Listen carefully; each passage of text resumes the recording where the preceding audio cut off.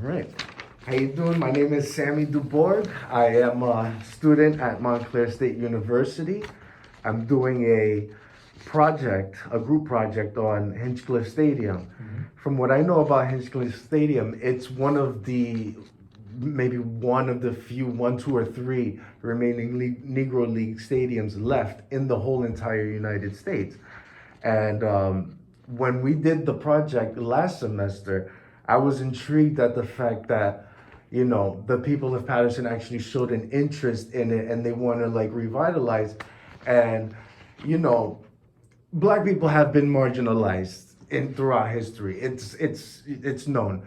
But by bringing this stadium back, it gives the people of Patterson and African Americans as a whole, an identity is something that they can relate to. Like, yes, we were greats in the sport where they were barred from playing.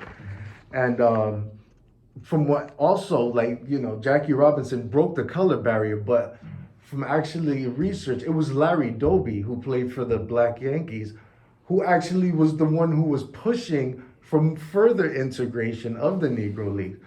So I'm very happy that Larry Doby Jr. and I believe there is another, I think he was an ex-NFL player or something, that is investing money also into this project. Um, and I'm glad to see that they're going to actually develop it into something. Because from what there's another guy who's I spoke to, his name is Brian Lapinto. He's very interested. He's has a webpage called Friends of Hinchliffe, and they used to race cars. And so I asked them what were the plans.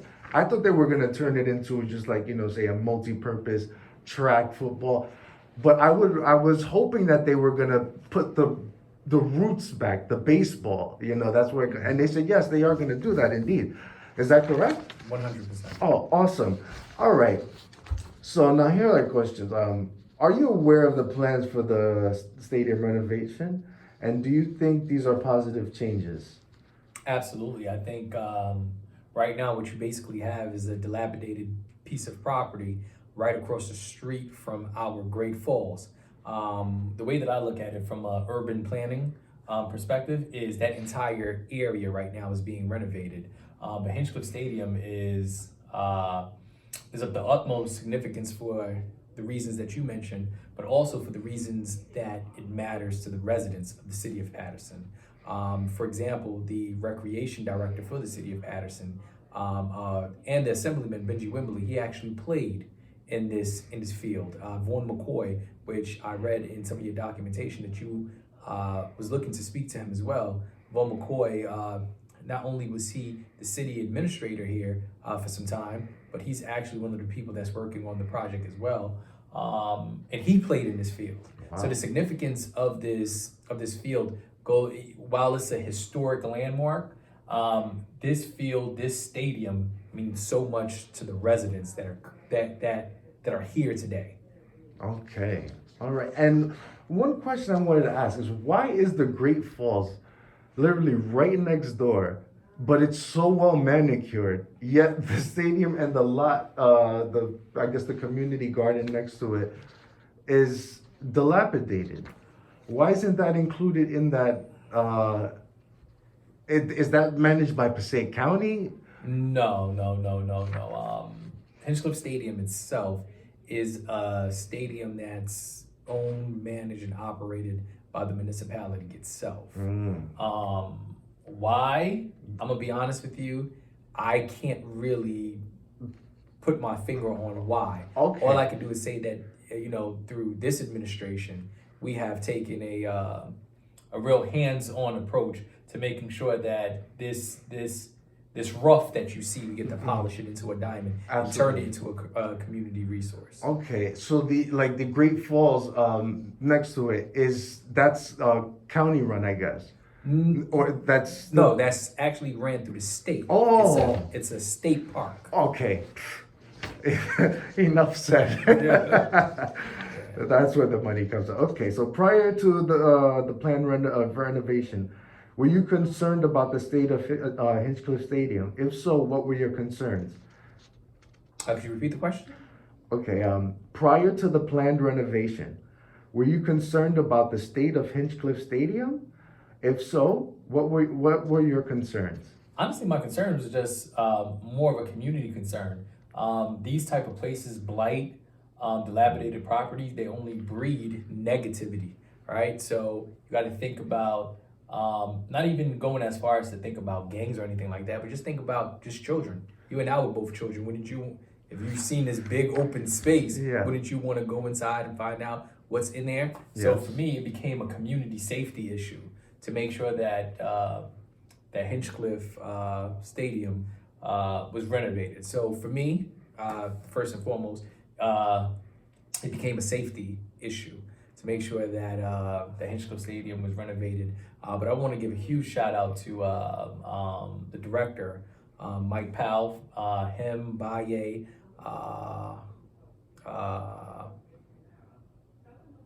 Vaughn McCoy.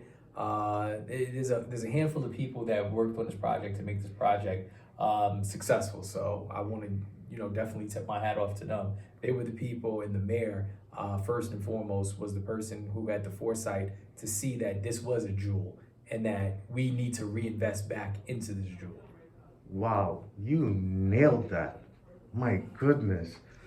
Wow, because when we had to go through the little gate, I told my teacher, I wouldn't in a million years go inside of that place by myself if I didn't know about the gate. I would only have went in there because you're my professor, and that's it. And then so when we were able, I had to do another interview with a friend of mine from Patterson. I wasn't as scared, to go through that gate because there was nothing really to be scared of. However, with that interview, he told me there's like little dugouts. And it's like that's where probably the homeless people stay. And when you were talking about the gangs, yes, there are a bunch of gang sites. That's a Latin Kings and that's that. So for that project, he wanted us to catch a moment in time. Mhm. What did it look like now before it became what it will be? That's awesome that you mentioned that. No problem. Aside from being if were you in favor of renovating the stadium? Could you please elaborate as why you were for or against? Well, absolutely, I was 100% for it. As a resident here of the city of Addison, why wouldn't we have a stadium? That's the taxes that we pay. We got to make sure that we're giving the people back something. But not only giving it back to the people, but think about ultimately this was a partnership with the school district. Okay. Now our kids have a place. They got a home for them to play instead of having to play elsewhere. Now they have a place the same way Vaughn and a lot of these other older gentlemen in our communities, very similar to them. Now they're gonna get something brand new, something renovated, something that they too can be proud of. Wow, you nailed that again. My goodness, it's like, it's about the children and the safe places to play. And when you really think about it, right? This stadium is going to hold, let's just say, a little bit shy of 10,000 people. So that's 10,000 residents and or visitors that you have coming to your community. When you look at it from an economic development perspective, do you understand what that does to our corridors? So now we have 10,000 people who are from here and or visiting that would have not been in this section. But that means to our downtown corridor means that all of those businesses there will benefit from it. Absolutely. So for me, I am definitely in favor of ways that we can economically make this city sound. You mentioned it, but right now this city is it's a black and brown city. So as much as we can empower the black and brown economic dollar, we definitely want to. But again, when you look at Hinchliffe, it's really not about black or white. It's about right versus wrong, right? This is wrong. What we're looking to do is right. It just so happens that the community that we're in right now, the people that will benefit from it are black and brown merchants who are in our downtown corridor. Yes. Oh my. And the taxes. You're so right. They should. That's what they're meant for. Exactly. Yeah. That's the to improve the taxes, quality of life. That's taxes 101. Like just look at this. Does this look like Wouldn't you consider this a huge quality of life issue? Absolutely. If you lived across the street and you had to look at this all day, how would that make you feel? Like the broken windows theory. Just like the broken windows theory. Yeah, exactly. It's not great. Just like it.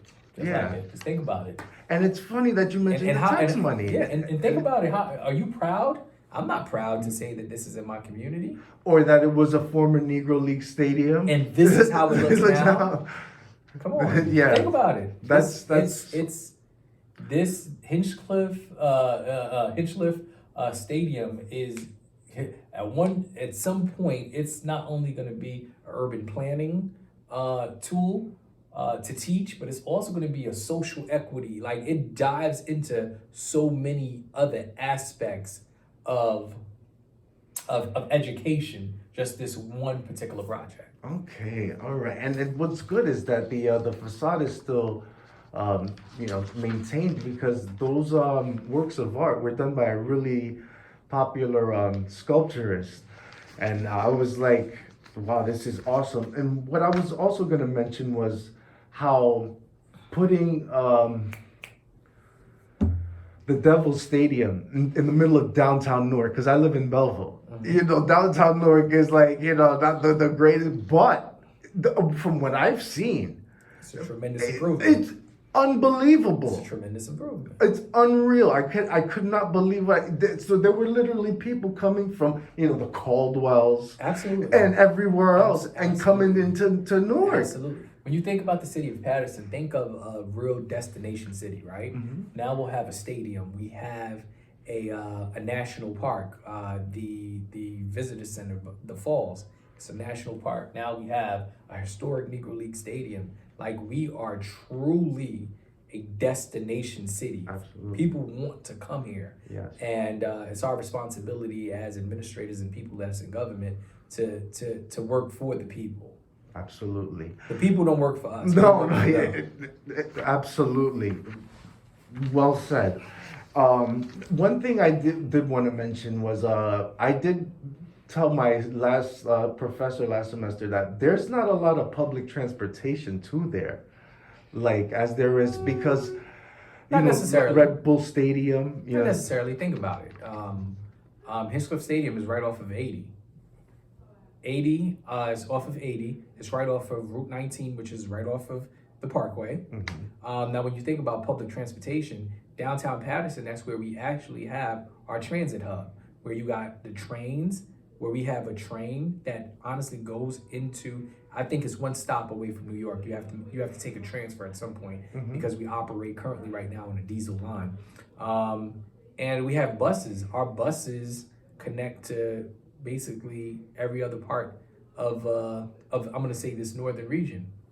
Okay. Oh, so that's not an issue. So somebody could actually take the bus. You may have to do a couple transfers for you to get here, but you could get here on the bus if you want to plan a trip with your family.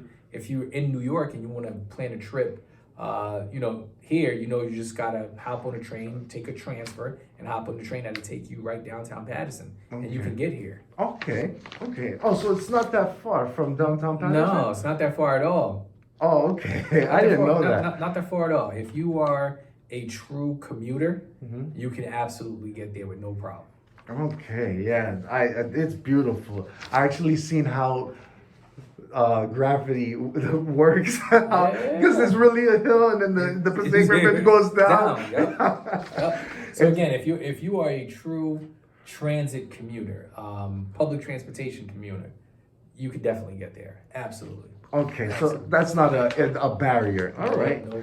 Because I would think, because of Prudential Stadium, Penn Station's right See, there. but you also got to think about it. It's not the same kind of stadium.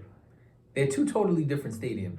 Oh. You have the Prudential Stadium. That is a indoor entertainment hub, right? That's completely different. I think if you're gonna compare Hinchliffe Stadium to any other stadium, I don't think if I would necessarily compare it to the Prudential Center. Oh, okay, that's... I wouldn't compare it to the Prudential Center. Okay. So this is more of like a baseball Hall of Fame or a museum. You will get a museum as a Oh, part of it. However, it's you just can't compare the two. oh, it's apples and oranges. Yeah, Yeah. Okay. yeah. Okay. This is gonna be a multi-purpose, multi-use. Okay. Absolutely. Got it. Got it. Not to say that the Prudential Center isn't, but these are two different styles. This is an outdoor stadium. Prudential's enclosed.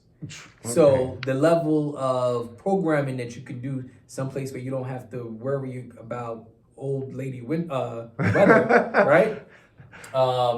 Where you don't have to worry about the weather is something totally different. But I see the analogy you was trying to make, but I would Okay. never compare the two. It's not comparable. Gotcha.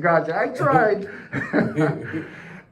So are you? Yes. So this is obvious. Are you aware of the significance of Hinchliffe Stadium? Absolutely. But the goal is for somebody like you and I, this is my line of work as the assistant director, so I'm very clear on it. As a resident of the city, I'm very clear on it. You're doing the study, so you're very clear on it. The mission and the goal is to make others aware of the significance of this stadium. That's the Yes. ultimate goal. In doing this project, I hope that kids from all walks of life understand the significance of the stadium. And you Yeah. also got to remember, we are b- renovating and redeveloping a stadium during the height right now, what I Yeah. would consider of social equity and social change in this nation. This is probably, to me, if you're asking me, one of the biggest projects happening in the nation right now. Absolutely. This is almost similar to Evanston, Illinois, if you know what happened over there. This is going to be a case study that's going to be studied for years on out on all from in different fields. And the school, it overlooks it. And I would hope that New Jersey would be a hub for great African American baseball players. That Patterson is known for that. You know what it is? I want us to be known more than just athletes. This is just a great opportunity to just show black and brown greatness, period. Period. You feel what I'm saying? Yeah. Just period. Because the truth of the matter is, the engineer, the person who, by a black developer working on this project, goes beyond your athletic abilities. It really takes it really takes more than your physical. It takes a lot of mental capacity and wherewithal in order to get this project through the line. And the story that I think needs to be told about this is, yes, it used to be a place where black and brown people went and shown their athletic ability, and it will continue to be for years on out. Mm-hmm. But it's also a great opportunity to tell the story of how us as a people, we came from nothing, and now we are the people that's restoring the little bit that we did have. Yes, absolutely. That is beautiful. My niece who lives in Brooklyn, she was saying how there's a street called Lee Avenue.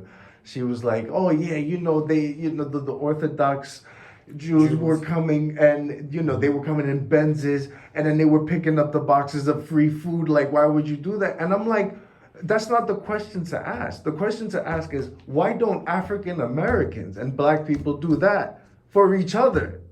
Why are we looking at somebody else and seeing what they're doing? Yeah, they may have the Benz, but they're probably not working at the moment.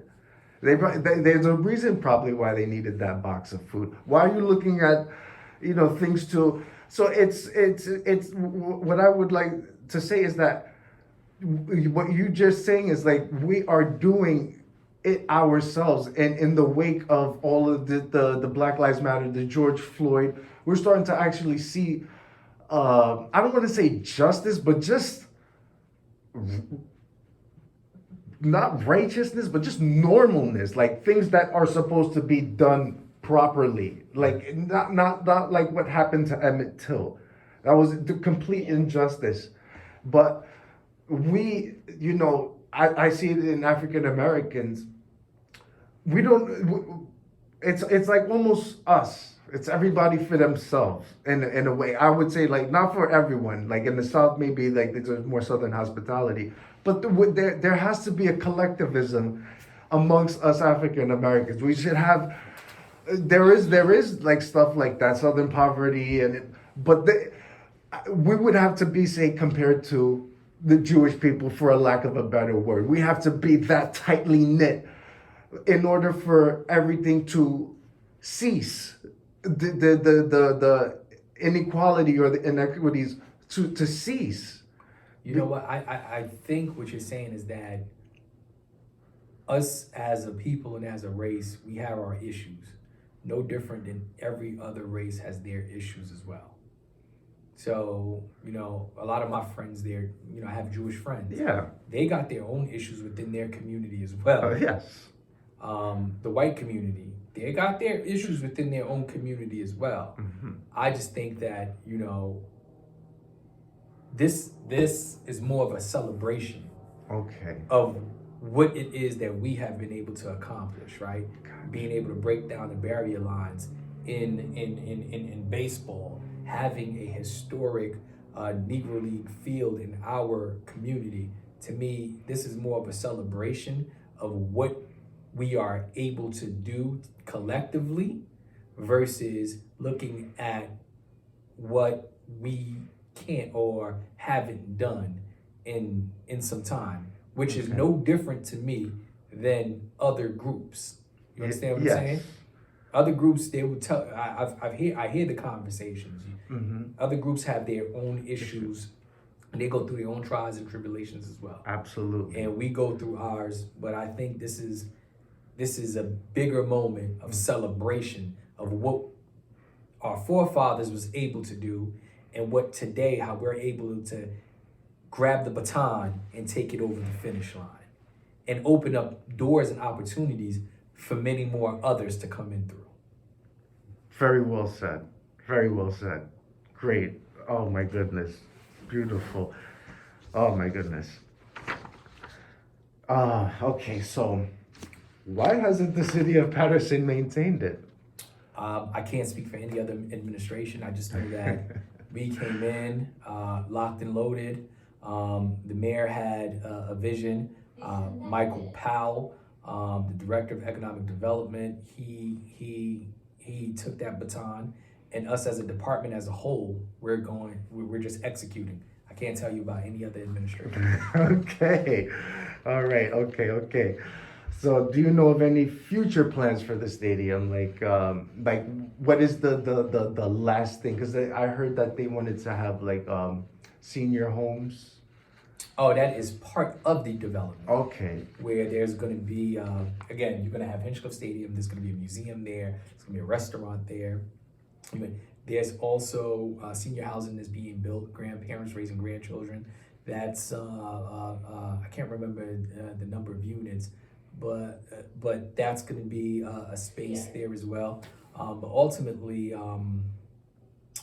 you got all the information. Yeah, I definitely. Yeah, I totally did. So I just wanna do when you're in the army, you do as you're told. Yeah. So honestly, with all the renovations that's happening, it's going to be a great look for the city, all the way around. All the way. All right. So kind of off topic. Isn't that area like majority Arabic or no?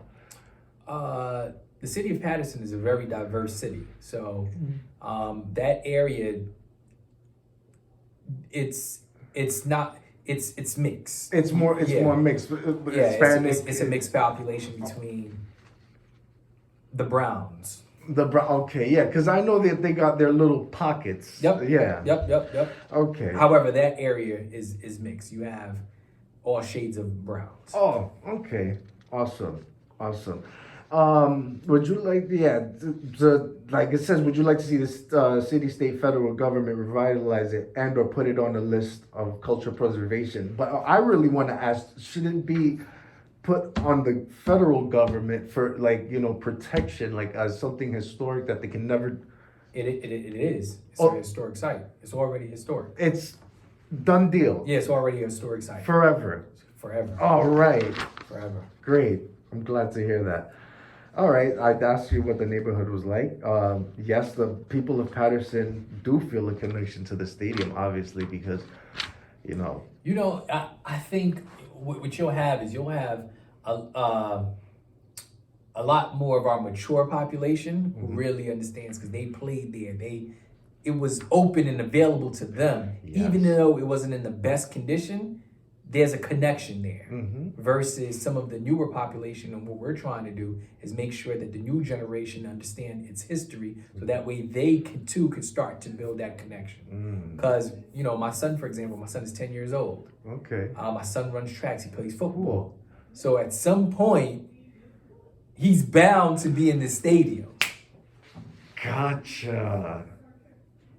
So right now it doesn't mean anything to him, but you know, when he's my age, older or younger, he'll be able to tell somebody else, yeah, you know, I caught my first touchdown. Yeah. Or yeah, you know, I ran my time, my 100. That's where I had my best 100. Yeah, I see that. Yeah, I see now your emphasis on the children. And then now that, poof, you said your son, I'm like, okay, he wants his son to, by the time he's in high school, for it to be at least say halfway done, where you can be like, look. By the time, I said he's 10, yeah. This project is going to be built in a matter of 2 years, max. So by the time my son is playing, it would have been used already. But nonetheless, he would have something brand new. So you're saying 2023, 24 is going to be done? Absolutely. Wow. Okay. And yeah, and what would you like to see done with the stadium? Last question. Like, and this is for the future of it. For the future of the stadium, what I would like more than anything is, I don't want the legacy of our forefathers to ever be forgotten. True. That to me is more important than anything. Yeah. This is ours. Wow. It belongs to us. So no matter who or what comes along, we got to make sure that we protect and preserve this, because this is just not Black history. This is our history. Yeah, American history. Yeah. Correct. Cool. You know, that's so great. I'm so glad I had this interview with you. Thank you. You gave me all the information that I needed to know. I know there was something that I was meaning to ask you. If it could just really pop up in my head, I would really appreciate it. But yeah, I think we should be good to go. No problem. Oh, yes, I remember. What happened now is that they're going to take the Negro League stats from the 20s, I don't know if you know, and going to incorporate them with the MLBs, because they didn't have them together. And one of the guys who's a curator at the museum said, look, baseball stats in the 20s were extremely accurate. Baseball stats in the 40s were terrible. So that means when during the Negro Leagues, they had high stats. From what I believe, what I read, was that they didn't think the Black players were equal to their white counterparts. And there's a picture of Larry Doby that's really iconic, where he's hugging his friend after the champion. And yeah, they were like, these guys were, just as good, if not better than their counterparts, which is why they created the league in the first place. And I was like, I'm so happy that they're incorporating it, because a lot of people's records are now going to get shattered if they do. Well, they are going to do it. Wow. That's information to me. I didn't know that. Oh, I'll keep you posted. I'll send you that link. It's on CBS News, and I'll give you our end project as well. Absolutely, I appreciate it. I appreciate this interview. You are the greatest. I appreciate everything. My professor is gonna love this. I'm definitely getting an A because of you. Well, I'm in full support of you getting an A, because you went through a lot to get here, so I would hope so. All right then. All right. It was nice meeting you. No problem. Take care.